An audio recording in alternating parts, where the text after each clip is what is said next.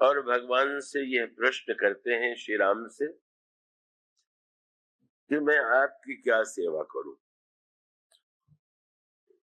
भगवान श्री राम ने उस समय इंद्र से यही कहा कि देवराज इंद्र, यह जो बहुसंख्यक बंदर हैं मेरे लिए युद्ध करते हुए मारे गए हैं और तुम अमृत वर्षा के द्वारा इन्हें जीवित करो।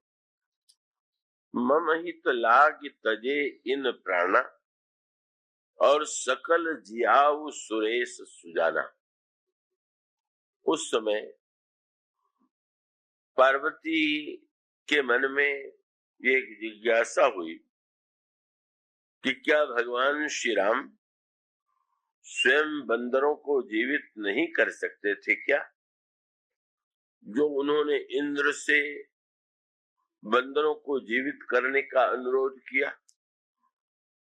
उस समय शंकर जी ने जो वाक्य कहा वह यही था कि पार्वती, भगवान तो समस्त ब्रह्मांड को मारने और जिलाने दोनों में ही सक्षम है, किंतु उन्होंने कृपा करके इंद्र को एक अवसर दिया और इंद्र को बड़प्पन प्रदान किया।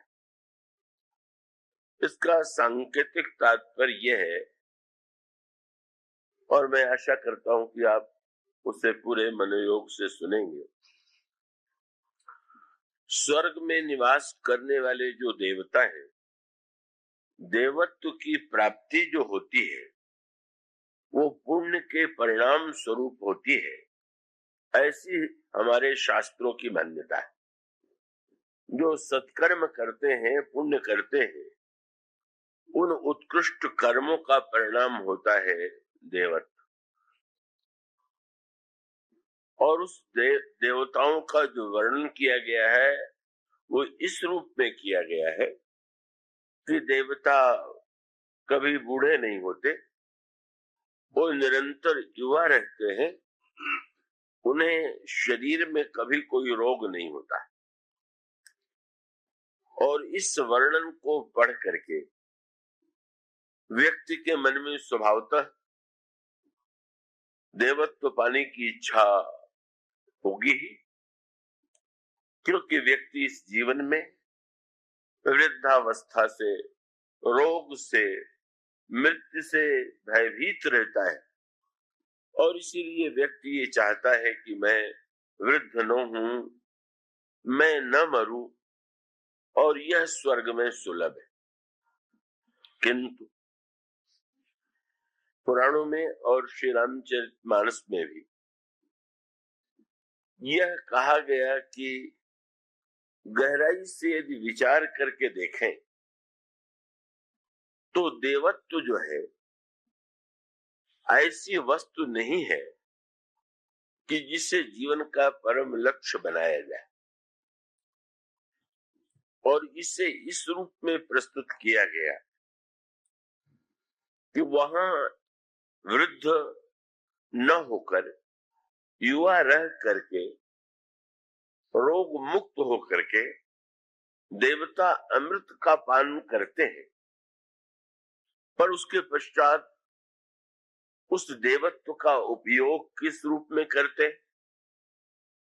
और तब यह कहा गया कि वे नंदन वन, चैत्र रथ वन आदि वनों में अप्सराओं के साथ विहार करते, किंतु उसकी दूसरी परिणति इस रूप में बताई गई कि जब हम देवताओं को अमर कहते हैं तो अमर शब्द का अर्थ यह नहीं है कि उनकी मृत्यु कभी नहीं होती। वस्तुतः अमर शब्द का प्रयोग तो एक सापेक्ष शब्द है। आप कल्पना कीजिए, एक मच्छर या एक कीड़ा जब हमें आपको देखता होगा, हमारे आपके विशाल भवनों को देखता होगा, तो उसे कैसा लगता होगा।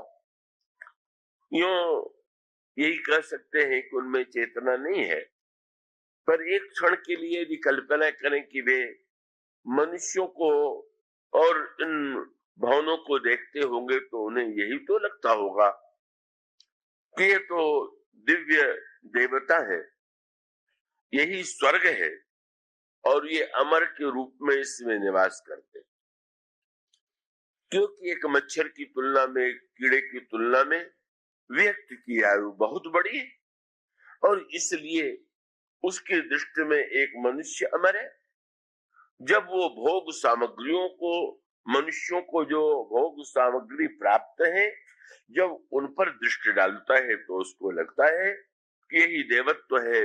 भोगों की यह उपलब्धि जो है, उस दृष्टि से वो मनुष्य को अपनी अपेक्षा न जाने कितना ऊंचा या देवत्व के रूप में, देवता के रूप में देखता है।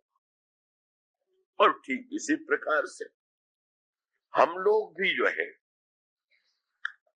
वो देवताओं को जब अमर कहते हैं तो अमरता का तात्पर्य यही है कि हम लोगों की तुलना में उनकी आयु बहुत लंबी है, बहुत अधिक है और उन्हें उन समस्याओं का सामना नहीं करना पड़ता जो हम सबको मृत जीवन में जिन समस्याओं का सामना करना पड़ता है, तो स्वभावतः हम उन्हें वंदनीय मानते हैं, पूज्य मानते हैं।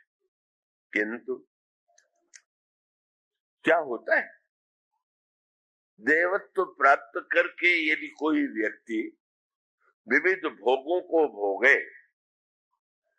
तो एक बड़ी सांकेतिक भाषा का प्रयोग किया गया और ये कहा गया कि फिर देवताओं में तो कोई रोग नहीं होता होगा। और तब गोस्वामी जी ने एक सूत्र दिया, उन्होंने कहा शरीर का रोग तो नहीं होता है, पर मन का एक ऐसा रोग होता है जिसमें सारे देवता ग्रस्त हैं और उस रोग की कोई दवा बेचारे देवताओं के पास नहीं। क्यों? बोले देवता बन करके भी जो व्यक्ति जाते हैं उनको समान वस्तुएं नहीं मिलती। प्रत्येक वस्तु व्यक्ति ने जितना पुण्य किया है उस पुण्य के अनुरूप ही उसे भोगों की प्राप्ति होती है। और जैसे संसार में अपने से धनवान को देख करके, बुद्धिमान और बलवान को देख करके व्यक्ति को ईर्ष्या होती है, वही ईर्ष्या जो है वो देवताओं के जीवन में होती है। ये ईर्ष्या के रोग से सारे के सारे देवता ग्रस्त हैं। बल्कि महाभारत में तो एक बड़ी सांकेतिक कथा आती है, क्या कि जब धर्मराज युधिष्ठिर स्वर्ग में पहुंचे तो उन्हें ये देख करके आश्चर्य हुआ कि स्वर्ग में दुर्योधन पहले ही बैठा हुआ और उस समय दुर्योधन युधिष्ठिर को देख करके मुस्कुराया और युधिष्ठिर दिल मिला उठे, क्षुब्ध हो गए और उन्होंने यही कहा कि मैं इस स्वर्ग में नहीं रहना चाहता। यह दुर्योधन हमारा शत्रु यहाँ विद्यमान है, हमें देख करके मुस्कुरा रहा है और हमारे भाई अर्जुन आदि यहाँ नहीं दिखाई दे रहे। और तब युधिष्ठिर को सांत्वना दी गई और यह कहने की चेष्टा की गई कि अब मृत्युलोक के पश्चात यहाँ आपको ईर्ष्या वृत्ति छोड़ देनी चाहिए। किंतु ऐसा उपदेश देने वाले क्या ईर्ष्या वृत्ति से मुक्त थे? क्या नहीं थे। और तब उन्होंने एक और सूत्र बताया और उसे सुन करके युधिष्ठिर को सांत्वना मिली और उन्होंने ये कहा कि नियम यह है कि व्यक्ति के जीवन में पाप और पुण्य दोनों होते हैं। तो मरने के बाद अगर पुण्य थोड़ा हो और पाप अधिक हो तो व्यक्ति को पहले स्वर्ग मिलता है और स्वर्ग में अपने पुण्य फल का भोग करता है और बाद में आप अपने पाप फल, आप अपने पाप कर्म का भोग करने के लिए नरक में जाता है। और यदि व्यक्ति के जीवन में थोड़े पाप हो और अधिक सत्कर्म हो तो वो स्वभावतः पहले नरक में जाता है और बाद में स्वर्ग में जाता है। तो देवताओं ने युधिष्ठिर से यही कहा कि दुर्योधन का पुण्य कम है, पाप अधिक है, पुण्य फल भोग के लिए वह स्वर्ग में आ गया है, पर अंत में तो उसे पाप का परिणाम भी भोगना पड़ेगा। और साथ साथ ये कहा कि आपके भाइयों के जीवन में भी कुछ न कुछ तो पाप थे ही, तो वे नरक के मार्ग से कुछ समय के लिए वहां से यहाँ आ जाएंगे, आपसे यहाँ पर उनका मिलन हो। इस कथा का तात्पर्य यही है कि अंत में स्वर्ग में जाकर के भी तो व्यक्ति इस ईर्षा रोग से मुक्त नहीं हो सकता। ऋषि को विनय पत्रिका में गोस्वामी जी ने कहा, देवता बनकर के क्या करेंगे, स्वर्ग मिटत अनुसावत। और एक कथा तो और भी बड़ी मार्मिक आती है, और ये जो भगवान श्री राम का जिस वंश में प्रारंभ हुआ, प्रादुर्भाव हुआ, उसमें भगवान श्री राम के पिता अज महाराज, भगवान श्री राम के पिता दशरथ, महाराज दशरथ के पिता अज के पिता महाराज रघु, और रघु के पिता महाराज दिलीप। महाराज श्री दिलीप बड़े धर्मात्मा थे, और उन्होंने जब यह शास्त्रों में पढ़ा या सुना कि 100 अश्वमेध यज्ञ करने वाला व्यक्ति देवता ही नहीं, देवराज बन करके इंद्र पद प्राप्त करके स्वर्ग में रहता है, तो उन्होंने संकल्प लिया कि मैं 100 अश्वमेध यज्ञ करूंगा। 99 अश्वमेध यज्ञ पूरे हो गए, और पूरे होने के बाद जब 100वां अश्वमेध यज्ञ उसका घोड़ा छोड़ा गया, तो घोड़ा चोरी चला गया। पता लगाया गया घोड़ा किसने चुरा लिया, और तब पता जब लगा तो आश्चर्य हुआ, मृत्युलोक के किसी प्राणी ने नहीं, देवराज इंद्र ने दिलीप का घोड़ा चुरा लिया। बड़ा क्रोध आया दिलीप को। रघु तो बड़े शक्तिशाली थे, उन्होंने कहा मैं इंद्र पर आक्रमण करके घोड़ा छुड़ा करके ले आऊंगा। किंतु दिलीप ने अंततोगत्वा 100 यज्ञ की पूर्णता का संकल्प छोड़ दिया। कैसी विलक्षण कथा। 99 यज्ञ पूरे हो गए, 100 यज्ञ में बाधा पड़ी, किंतु अंत में दिलीप ने यही निर्णय किया कि इस यज्ञ को मैं अधूरा ही छोड़ दूंगा। इसका क्या तात्पर्य था, आपने विचार करके देखा। वस्तुतः दिलीप सत्संगी थे, और उनके अंतःकरण में एक वैराग्य का उदय हुआ, और वैराग्य का उससे पूछा गया कि आप 100 अश्वमेध यज्ञ करके क्या इंद्र नहीं बनना चाहते हैं क्या? बोले बिल्कुल नहीं। क्यों? मैंने देख लिया कि इंद्र बनने के बाद भी जब चोरी की आदत नहीं गई, तो इंद्र बन के क्या करूंगा। देख तो लिया मैंने, वो भी तो इंद्र जो है 100 अश्वमेध यज्ञ करके, और उसको कितनी ईर्ष्या थी। ये भी नियम नहीं है कि आप 100 अश्वमेध यज्ञ कर लेंगे तो जो यज्ञ है इंद्र है उसे हटा करके आप बैठ जाएंगे। विधान यही है कि वो इंद्र तो पूरे कार्यकाल में रहेगा जितना उसका काल, कि इस इंद्र का पद छीनने वाला नहीं। कैसा विचित्र ये मनोभाव है। ये नहीं था कि दिलीप का यज्ञ पूरा हो जाता तो इस इंद्र का पद छिन जाता, पर ये चिंता हो गई कि मेरे बाद भी दूसरा इंद्र क्यों बने। कैसी विचित्र विडंबना है, कैसी विचित्र विडंबना है। और गहराई से देखें तो ये वृत्ति तो इतनी व्यापक, इसका अनुभव तो हम सब अपने हृदय पर हाथ रख करके करें तो बहुधा हमें दूसरे के बड़प्पन से ईर्ष्या तो होती ही है, पर किसी के बड़प्पन से अगर हमारी हानि हो तो ईर्ष्या स्वाभाविक, पर हानि न हो तो भी दूसरे का बड़प्पन नहीं सहा जाता है। यह है मानसिक रोगों की परिणति। और ये देवता भी इन मानसिक रोगों से मुक्त नहीं। और अंत में जब पुण्य समाप्त हो जाता है तो शास्त्र ये कहते हैं, क्षीणे पुणे मृत्यु लोके विशंति, अंत में पुनः उन्हें नीचे की ओर आना पड़ता है। इसीलिए भगवान श्री राम ने जब राम राज्य की स्थापना हुई तो भगवान श्री राम ने प्रजा को आमंत्रित किया और भगवान श्री राम ने प्रजा को उपदेश दिया। राजा का कार्य उपदेश देना नहीं, राजा तो आदेश देता है, उपदेश तो महात्मा और संत दिया करते हैं। और उपदेश के विषय में आपको स्वतंत्रता है, आप माने या न माने, पर राजा तो आदेश देता है, उसे मानना ही पड़ेगा, नहीं मानेंगे तो दंड मिलेगा। किंतु राम राज्य में भगवान श्री राम ने एक सूत्र यह दिया, उन्होंने आदेश न देकर के उपदेश दिया।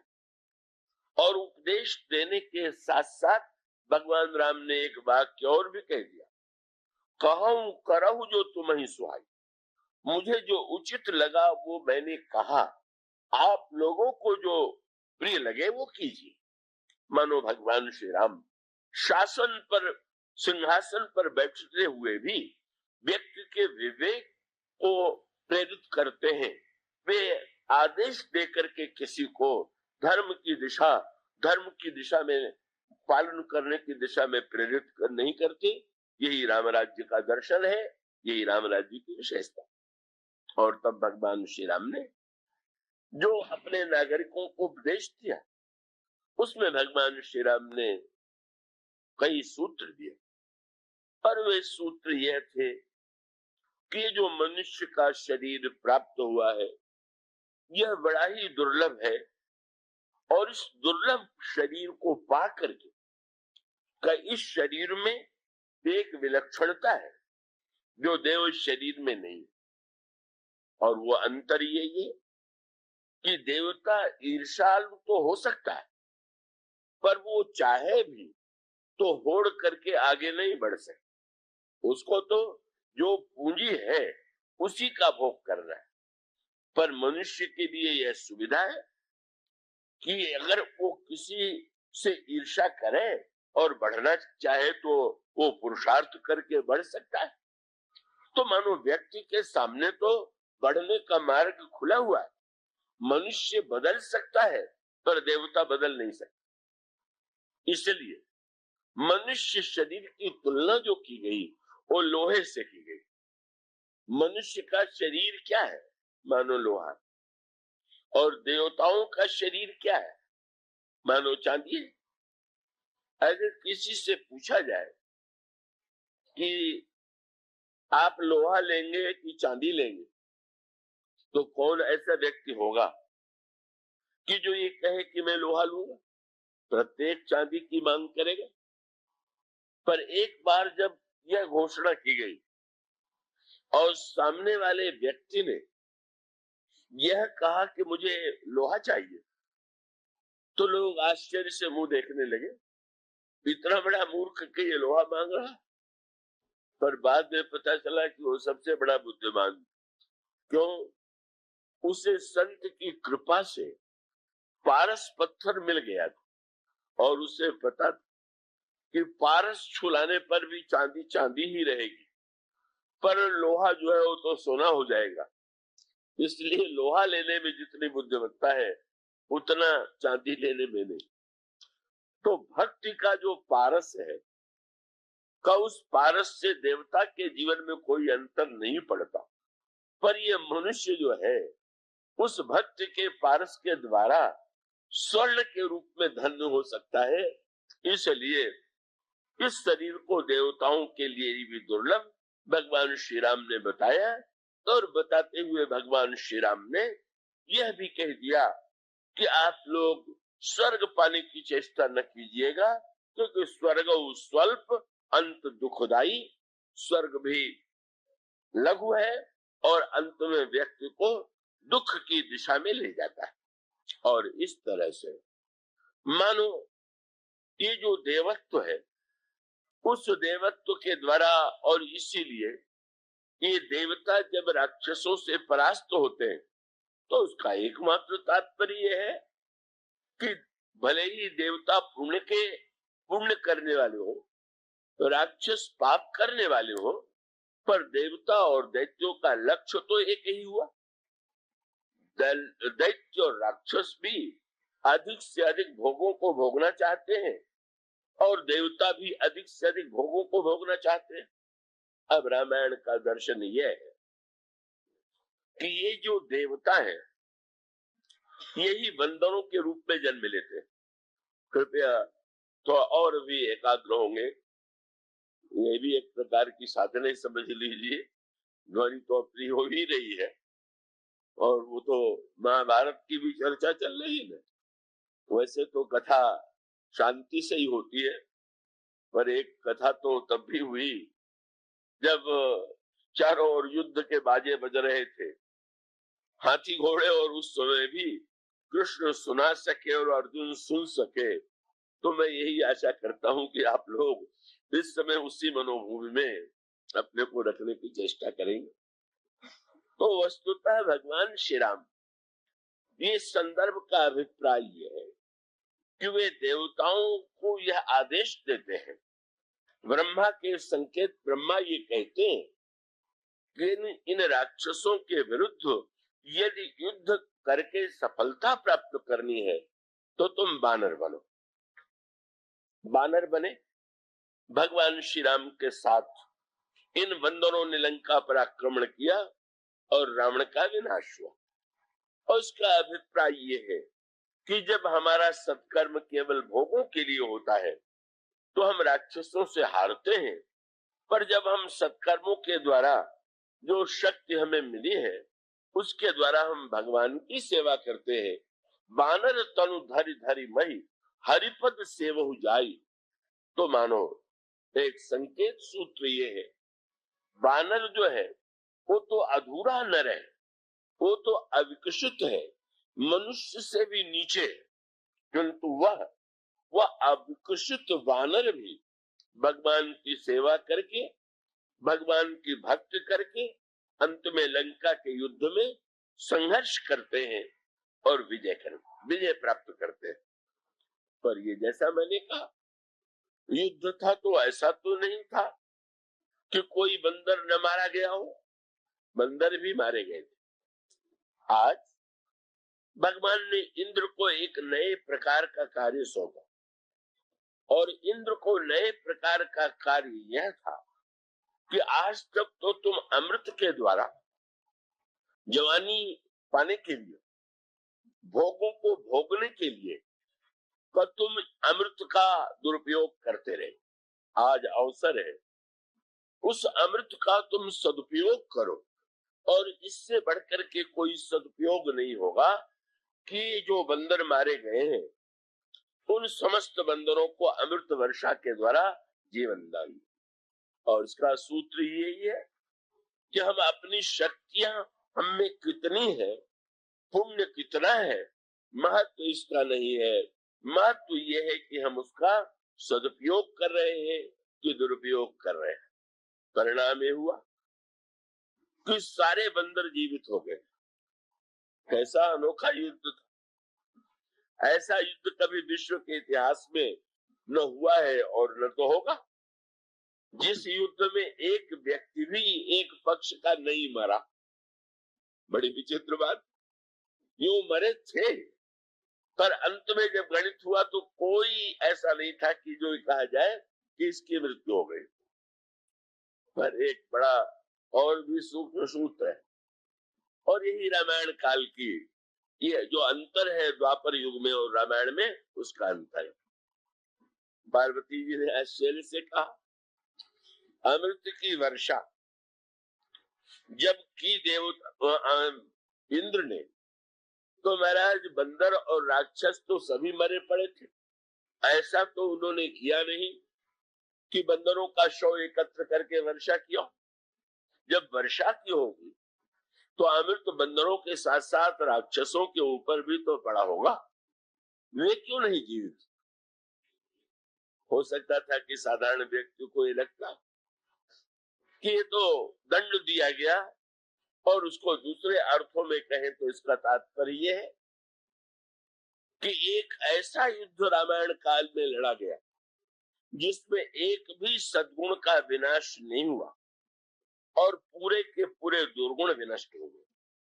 ये बड़ा कठिन कार्य है, बड़ी समस्या ऐसी जीवन में आती, किंतु उससे भी ऊंची एक बात इस प्रसंग में है। और वो क्या है?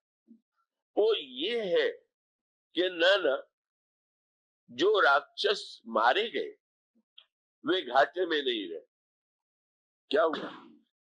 वो स्वामी जी ने जो लिखा है का वो बड़ा चौंकाने वाला वाक्य है। पार्वती जी से शंकर जी कहते हैं, हुआ ये कि राक्षस जब युद्ध कर रहे थे तो निरंतर श्री राम के सामने थे और हर क्षण राम का ही दर्शन, राम का ही चिंतन, राम के प्रति ही क्रोध, और सपने में रात को सोते भी तो राम। तो यद्यपि शत्रुता की भावना भरी हुई थी, पर उनका मन जो था वो रामाकार हो गया। उसका परिणाम हुआ कि सारे राक्षस मुक्त हो गए। मुक्त भये छूटे भव बंधन। कैसा अद्भुत गणित था! सारे राक्षस भगवान में समा गए और सारे बंदर जीवित हो गए।